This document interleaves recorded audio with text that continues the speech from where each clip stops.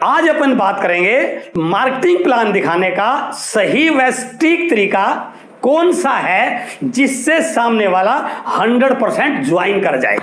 तो आज की वीडियो से आपकी ज्वाइनिंग की रफ्तार बढ़ेगी और सामने वाला डेफिनेटली आपके साथ ज्वाइन करेगा। और जैसे ही आप उनको प्लान दिखाना शुरू करेंगे तो आपने प्लान दिखाते समय 4 पार्ट को कवर करना है जो मैं इस वीडियो में आपके साथ शेयर करने जा रहा हूं। The first part is plan presentation. Second part is कि प्लान दिखाने के बाद वहीं पर बैठे बैठे आपने उस व्यक्ति के ड्रीम्स को विजुअलाइज करवाना है। एंड द थर्ड पार्ट, जैसे ही ड्रीम विजुअलाइज कराया वहीं पर बैठे बैठे आपने उसकी कुछ लोगों की लिस्ट तैयार करवानी है। और fourth and important and last point, जिसके लिए आप गए हुए हैं उसको ज्वाइनिंग के लिए हां करवाना। ऐसी रिवर्स क्वेश्चनिंग आपने करनी है जिससे ऑब्जेक्शन हैंडलिंग भी हो जाए और वो तुरंत ज्वाइन कर जाए। तो इन 4 पार्ट को यदि आपने कवर कर लिया तो गारंटीड है वो आपके साथ ज्वाइन करेगा। तो मैं बात कर रहा हूं the first part, plan presentation. जैसे आप प्लान प्रेजेंटेशन शुरू करते हैं तो आपको किस प्रकार से बातचीत शुरू करनी है। आप इस प्रकार शुरू कर सकते हैं। इस दुनिया में जो भी व्यक्ति पैसा कमा रहा है उस पैसा कमाने के 3 तरीके हैं। या तो कोई व्यक्ति समय लगाकर पैसा कमा रहा है या कोई व्यक्ति पैसा लगाकर पैसा कमा रहा है। जो समय लगाकर पैसा कमा रहा है वो वहां पर सिर्फ अपना टाइम डालता है, 6 घंटे 8 घंटे 10 घंटे, पहले से सारी चीजें एस्टेब्लिश्ड हैं, यानी कि वो नौकरी करने वाले व्यक्ति हैं। वो अपना समय डालते हैं और उस समय के बदले उनको पैसा मिलता है। दूसरी कैटेगरी आती है पैसा लगाकर पैसा कमाने वाले, जिनको आप बिजनेसमैन बोलते हैं। वो पैसा इन्वेस्ट करते हैं और उस पैसे से पैसा कमाते हैं। लेकिन तीसरी प्रकार के व्यक्ति ऐसे हैं जो पैसा भी खुद लगाते हैं और समय भी खुद लगाते हैं और फिर पैसा कमाते हैं। जैसे दुकान भी आपकी, पूंजी भी आपकी और बैठे भी आप ये दुकान पे, तो आप पैसा कमा रहे हैं। लेकिन इन तीनों प्रकार के एक्टिविटीज में यदि आप नौकरी कर रहे हैं तो जब तक काम करोगे पैसा आएगा और काम करना बंद तो पैसा आना बंद। लेकिन यदि आप अदर 2 वर्क कर रहे हैं, लेकिन यदि आप पैसा लगाकर पैसा कमा रहे हैं या समय और पैसा लगाकर पैसा कमा रहे हैं तो इस बिजनेस में भी आप जब तक काम करेंगे, जब तक आपकी उपस्थिति है तब तक पैसा आएगा। जिस दिन वहां बैठना बंद या आपकी एब्सेंस में वहां से कोई पैसा आने वाला नहीं है। तो आप उसको बोल सकते हैं आज मैं आपके साथ एक ऐसे बिजनेस की बात करने आया हूं। कहते हैं कि दुनिया में परिवर्तन संसार का नियम है। इसी प्रकार से बिजनेस के तरीकों में भी समय समय पर बदलाव होता रहा है।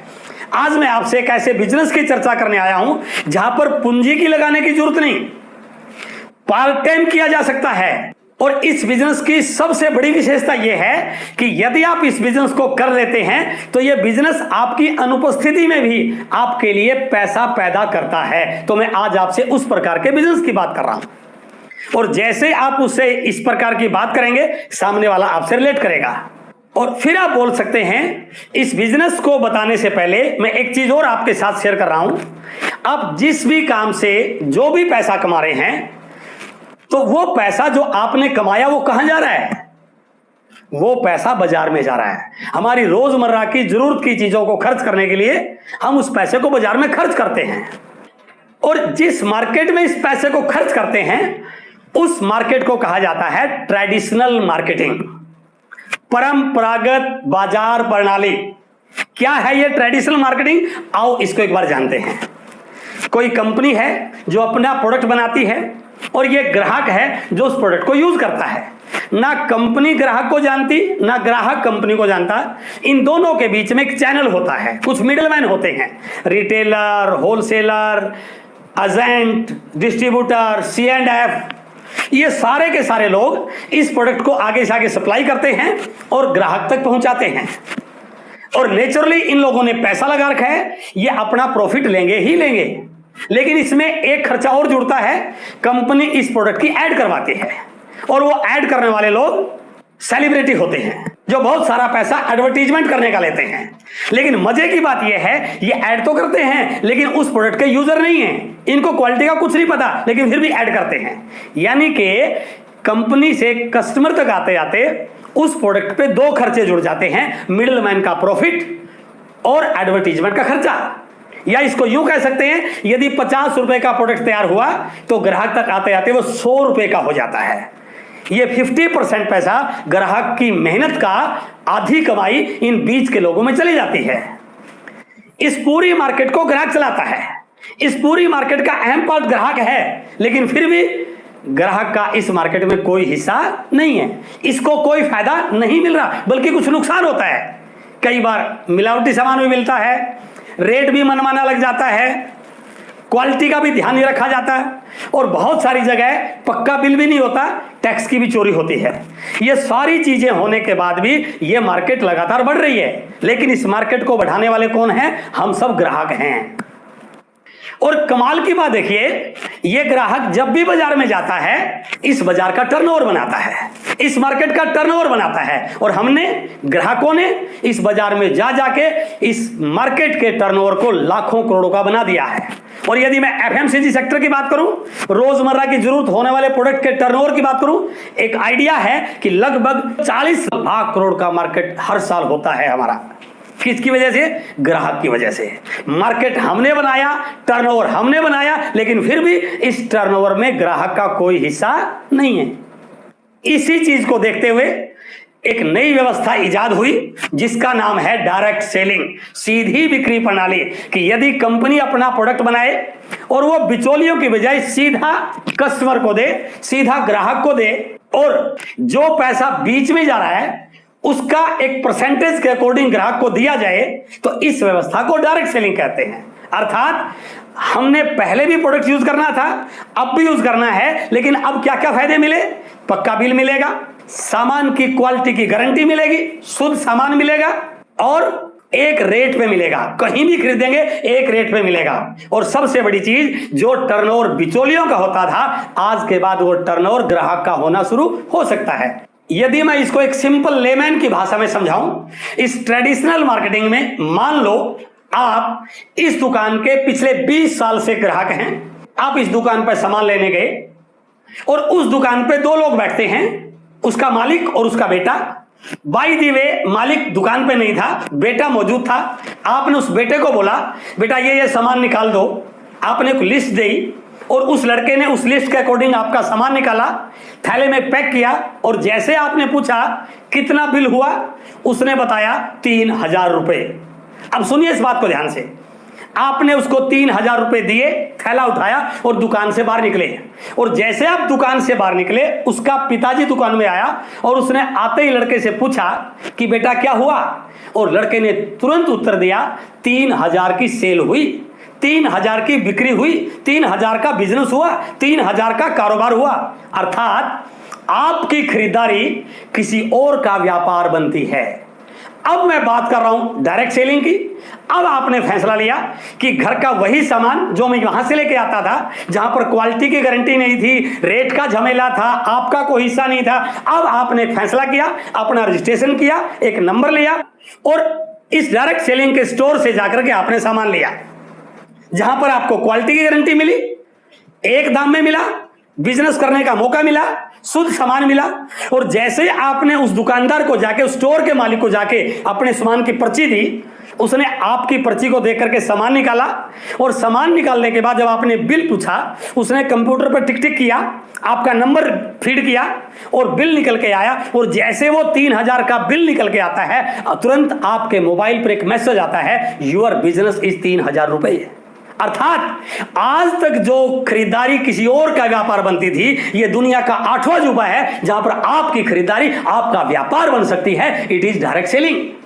और जैसे आपने इस डायरेक्ट सेलिंग के बारे में उससे बात की कि यदि आप अपने घर के सामान को इससे शुरू कर दे लेना, तो इस टर्नओवर में आपका हिस्सा हो सकता है। और फिर वहां पर आप उसको एक छोटी सी कैलकुलेशन दिखा सकते हैं कि इस बिजनेस के माध्यम से कितना बड़ा कारोबार हो सकता है, कितनी बड़ी सेल हो सकती है, कितनी बड़ी इनकम बन सकती है। फॉर एग्जाम्पल आप उनको बता सकते हैं, यदि हम लोगों से इस प्रकार के प्रोडक्ट की चर्चा करें, इस प्रकार के सिस्टम की चर्चा करें और धीरे धीरे लोगों के समझ में आ जाए कि ये जो 40 लाख करोड़ का टर्नओवर हो रहा है, यदि 10% लोग भी इस व्यवस्था में आ गए तो ये इंडस्ट्री 4 लाख करोड़ के टर्नओवर की बन सकती है। और इसके मालिक कौन है? मिडलमैन नहीं, इसके मालिक हम हैं, ग्राहक हैं, आप हैं। सामने वाला एक बार जरूर सोचेगा। और जैसे ही आप ये बात उसके साथ शेयर करते हैं, आपका पहला पार्ट प्लान प्रेजेंटेशन लगभग कंप्लीट हुआ।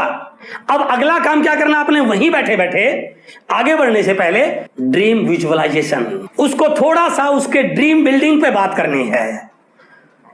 गाड़ी आ जाएगी, बंगला बन जाएगा, पैसे आ जाएंगे, ये चीजें सही हैं, लेकिन इनसे पहले इस दुनिया में 90% लोग अपनी वर्तमान चैलेंज से परेशान हैं, वर्तमान कंडीशन से परेशान है। कोई बॉस से परेशान है, किसी के फैमिली चैलेंज है, किसी को आर्थिक तंगी है, कोई ये मान रहा है कि मुझे कोई पूछता नहीं है, मेरी कोई पहचान नहीं है। अब वहां पर बजाय गाड़ी आ जाएगी, बंगला आ जाएगा, लाखों करोड़ों आ जाएंगे, उससे पहले यदि आप उसे जान पाए इस समय के उसके वर्तमान चैलेंज क्या हैं, और यदि आपने उन वर्तमान चैलेंज की रेमेडी उसको बता दी तो डेफिनेटली वो आपसे रिलेट करेगा।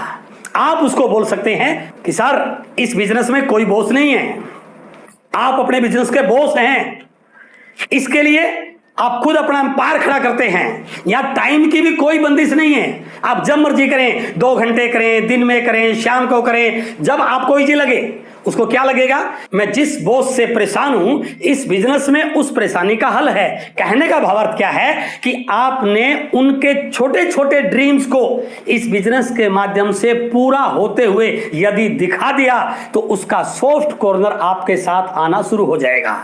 यहां पर एक बात और आपने ध्यान रखनी है, जब भी आप उससे बात करें, ये बिल्कुल नहीं कहना है हम इसमें ऐसा करेंगे, नो, हम का प्रयोग नहीं करना, आपका प्रयोग करना है। यदि आप इस बिजनेस को करते हैं तो ये आपको मिल सकता है, यदि आप इस बिजनेस को करते हैं तो ये आपको ये आ सकता है, और यदि आप उनका नाम लेंगे तो उनको और अच्छा लगेगा, क्योंकि इस दुनिया में हर व्यक्ति अपने नाम को पसंद करता है। सपोज कीजिए उनका नाम मिस्टर राम है, तो आप ये भी बोल सकते हैं मिस्टर राम, यदि आप इस बिजनेस में आ जाते हैं तो ये सारी की सारी अचीवमेंट आपकी होंगी।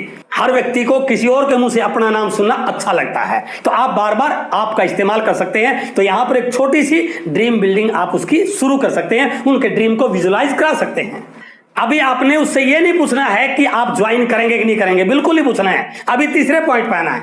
थर्ड पॉइंट क्या है? उसकी एक छोटी सी लिस्ट बनाना। अब आप उससे अगला सवाल कर सकते हैं कि सर आपके सर्कल में भी कुछ ऐसे लोग जरूर होंगे, क्योंकि हर व्यक्ति के सर्कल में होते हैं जो उसके शुभ चिंतक होते हैं। आपके पास जरूर कुछ ऐसे लोग होंगे जो आप पे विश्वास करते होंगे, या आप उन पे विश्वास करते होंगे, या आप उनको जिंदगी में आगे जाना देखने चाहते होंगे। और जैसे आपने एक प्रश्न पूछा, इसका एक भी उत्तर आपको नेगेटिव मिलने वाला नहीं है। यदि आपने कहा कि जरूर कुछ लोग ऐसे होंगे जो आप पे भरोसा करते हैं, तो क्या कहेगा? मेरे ऊपर कोई भरोसा नहीं करता। या आपने पूछा आप कुछ लोगों पे जरूर भरोसा करते होंगे, वो कहेगा बिल्कुल मैं करता हूं। या ऐसे कुछ लोग जरूर होंगे जिनका भला चाहते हैं, जिनको आप आगे बढ़ना देखना चाहते हैं, वो क्या कहेगा? मैं किसी को आगे बढ़ना देखना नहीं चाहता। और जैसे आपने पूछा तो उनसे आप कुछ नामों का बारे में बातचीत कर सकते हैं, तो वो कहेगा हाँ 2 4 5 लोग हैं मेरे, mister Mohan, mister Shyam, mister Naveen, mister Pankaj, वो 2 4 5 नाम आपके साथ शेयर करेगा। इसका मतलब क्या हुआ? वहीं बैठे बैठे आपने उसकी एक छोटी सी लिस्ट बनवा दी। ये थर्ड पॉइंट आपका कंप्लीट हो गया। अभी ज्वाइनिंग की हाँ नहीं हुई है। अब चौथा और लास्ट और सबसे इंपॉर्टेंट पार्ट क्या है, जहां पर 90% लोग प्लान दिखाने वाले फंस जाते हैं। जैसे ही सारी कहानी पूरी हुई, सामने वाला कोई ना कोई बहाना बनाता है, सर टाइम नहीं है, सर मैं बहुत बिजी हूं, थोड़ा सोच के बताऊंगा, अभी तो पैसा नहीं है। इस बात को आने से पहले ये चौथा पॉइंट यदि आपने कर लिया तो डेफिनेटली उसके पास इस प्रकार का कोई सवाल आपके सामने आएगा ही नहीं। कैसे? जैसे आपने उससे 4-5 लोगों के नाम पूछे जिनका भला चाहते हैं, तुरंत आप पूछिए कि सर मान लीजिए आप मिस्टर मोहन को प्लान दिखाते हैं, और प्लान दिखाते समय मोहन जी ने आपको ये बोला सर मेरे पास टाइम नहीं है इस समय, तो आपका क्या आंसर रहेगा? या आपने मिस्टर पंकज को प्लान दिखाया और मिस्टर पंकज जी ने आपको बोला सर इस समय पैसे नहीं हैं, या मिस्टर सोहन को आपने प्लान दिखाया, सोहन से बात की और सोहन जी ने बोल लिया कि सर इस समय मैं बहुत बिजी हूं, या कोई बहाना बनाया, तो आपका उनके लिए क्या आंसर रहेगा? इससे दो फायदे हो गए आपके। पहला, आपने उसको उस सिचुएशन से हैंडल करने के लिए पहले से प्रिपेयर कर दिया। दूसरा, इनका कुछ ना कुछ उत्तर वो जरूर देगा, इससे वो ऑब्जेक्शन हैंडलिंग करना सीख गया। और तीसरा, सबसे इंपॉर्टेंट बात क्या रहेगी, वो आपसे इस प्रकार के सवाल करेगा ही नहीं। अब वो ये नहीं कहेगा कि सर मेरे पास टाइम नहीं है, अब वो ये नहीं कहेगा सर पैसे नहीं है। अर्थात आपने केवल ऑब्जेक्शन हैंडलिंग सोल्व नहीं किया, बल्कि उन ऑब्जेक्शंस को आने से पहले ही रोक दिया। यदि आप इस प्रकार से अपनी बात को रखते हो तो सामने वाला डेफिनेटली आपके साथ ज्वाइन करेगा। और ये आपका मार्केटिंग प्लान इस प्रकार से यदि आप कंप्लीट करते हैं, क्योंकि पहले से आपने माहौल बनाया हुआ है, आपने अपॉइंटमेंट लेके गए थे, आप उसके घर पे जाकर के 2 4 5 मिनट आपने माहौल को रिलैक्स किया था, और अब आपने इन चारों पॉइंटों के साथ अपनी प्लान को प्रेजेंट किया। और एक और ध्यान रखना है, जब आप ये सारी चीजों के बारे में डिस्कस कर रहे हैं तो आपको अपना प्रोडक्ट साथ रखना है, क्योंकि वो प्रोडक्ट थर्ड पार्टी का काम करेगा। आपके पास आपकी कंपनी की प्रोफाइल आपके पास होनी चाहिए, जिससे लगे आप कितनी बड़ी कंपनी के रिप्रेजेंटेटिव हैं। यदि आप उसके सामने इस इंडस्ट्री के होने वाले टर्नओवर के बारे में बात कर सकते हैं, फिक्की और केपीएमजी की रिपोर्ट दिखा देते हैं कि 2025 तक ये 65,000 करोड़ की इंडस्ट्री होने वाली है, जो केवल लोगों के सामान लेने से होगी। इससे क्या होगा, उसको हजारों करोड़ का बिजनेस आना नजर आएगा।